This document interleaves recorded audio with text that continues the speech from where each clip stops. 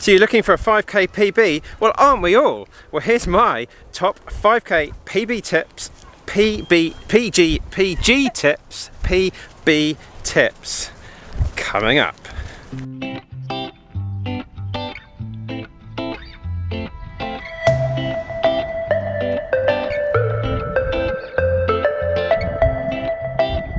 Hello everybody, my name is Ben Parks, 236 marathoner and coach, and what I want to talk to you today about is 5k running and how to get that PB that you deserve. For me, I started out running a lot of park runs, and now it's not something I do that regularly, but I've managed to get my PB down to, I'm going to say 15:62, because I think that's allowed. So without further ado, here are my 5 top tips to get you that 5k PB. Coming up, tip number 1 is to build some sessions into your week, and I'd recommend giving yourself a 4-week training block before your goal race, and during those 4 weeks you can build some sessions in. Now a lot of people tend to do these on a Tuesday, but find out whichever day works for you, where you can normally have a recovery day the day after. So what I'm going to suggest first is 6 by 800 meters. And what I mean by that is you want to find yourself an 800 meter stretch. Ideally, if you're near an athletics track, that's really good because you can go around that twice, or just measure out around about 800 meters around where you live.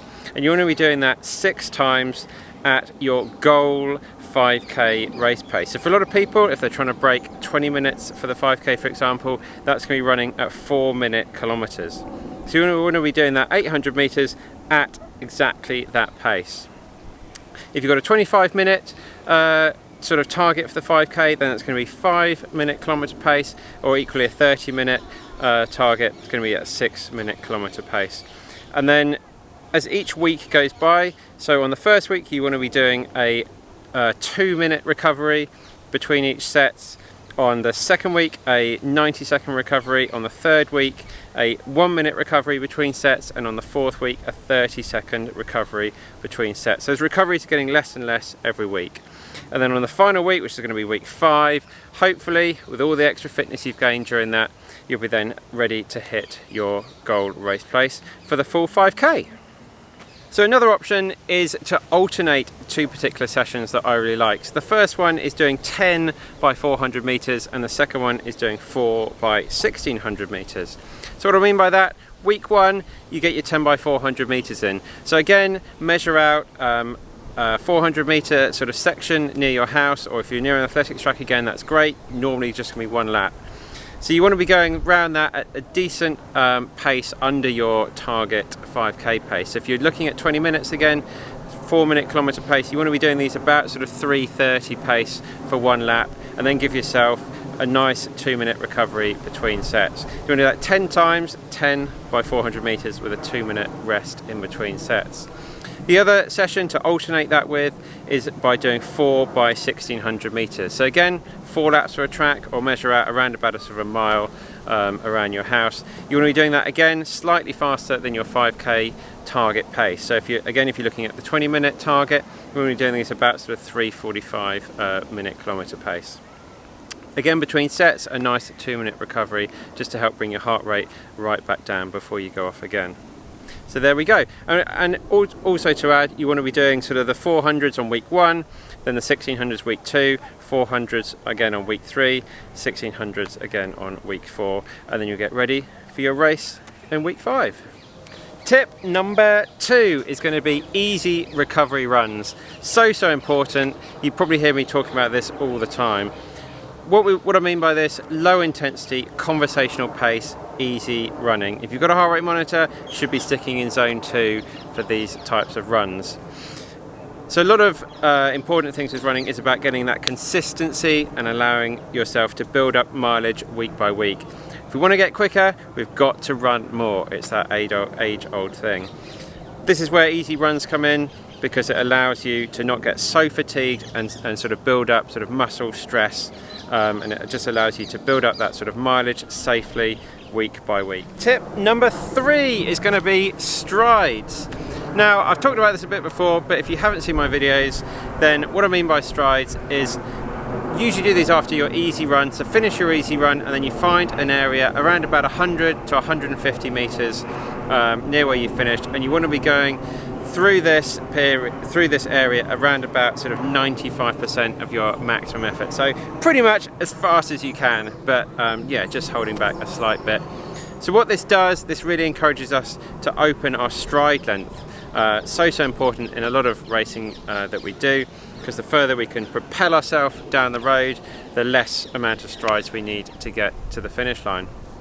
So as I say, for beginners, about 6 reps of these. More advanced people, maybe 8 or 10. Just give yourself around about a 30-second recovery after each one. So as I say, about 100 meters, 95% effort, little recovery after each one. Tip number 4 is going to be, don't try and get a PR every single week. Now, we have this thing in the UK called parkrun. It does exist around the world. It's pretty big in sort of Australia, New Zealand and South Africa, and yeah, emerging in America as well. So this is a weekly free 5k sort of timed route every Saturday morning, and then a juniors version they do for the children on the Sunday. If you haven't seen it before, then I really recommend checking it out. But so many people I see go to parkrun every week and try and go as fast as they possibly can, week in, week out. Doing these sort of sessions is not going to promote long-term sort of growth in your fitness. It will, to a certain extent. I know when people are sort of starting out, they're going to be doing about a 28, 29, 30-minute parkrun or something, and their fitness will improve week by week, pretty much just because they're running a bit more than they've been used to, but you'll quickly get to this plateau where you can't get any further. So what I'd suggest is only race at parkrun sort of every sort of 3 or 4 weeks, and give yourself a race day, one where you're going to go super fast. Of course, still go to parkrun, but a nice relaxed effort on the other times that you go. Now, another alternative is to run to parkrun, run the parkrun and run home again. This is obviously a little bit easier to do in the big cities like where we are here in London, but that's going to be able to build a nice long run into your week. So yeah, it might be sort of 5k to parkrun, 5k at parkrun and 5k back, with a little rest sort of as the parkrun's getting going, and as the parkrun finishes as the parkrun finishes before you run home. But that's going to allow you to get a nice long run into your week and still go to parkrun. Tip number 5 is going to be pacing. Now, if you've been doing the sessions that we talked about in tip 1, especially the first session, the 800 meters, that's going to be really good, because you're going to be promoting that sort of muscle memory and things of what it's like to run at that exact pace that you're trying to target on race day. But a lot of people I see, they never really practice this target pace. So you don't want to be doing sort of specific sort of 5k runs. So just give yourself every now and then a little kilometre that you're going to run at your target race pace. It will get you used to running and what it feels like to run at that pace. Week in, week out, I see people at parkrun and they get on the start line and they tear off into the distance way faster than the parkrun sort of time that they're trying to do, and then inevitably they hit the wall, they slow down, and you get this sort of really sort of negative positive splits even as they just get slower and slower as the race goes on.